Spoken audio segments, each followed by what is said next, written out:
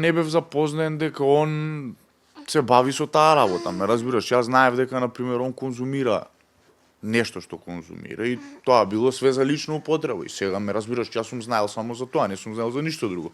Сум идел кај него дома, он кај што живееше во Ново Лисче, сум идел кај него дома чисто да снимам песни, ме разбираш, сме седеле, сме снимале, пошто има и студио таму. Не сум знаел ништо во врска со ова и кога видов, а немав некој долго време контакт со него, некој 1-2 месеци, кога видов дека го уапсиле прво и основно, не ни знаев. Мене ми прати другар дека е уапсен.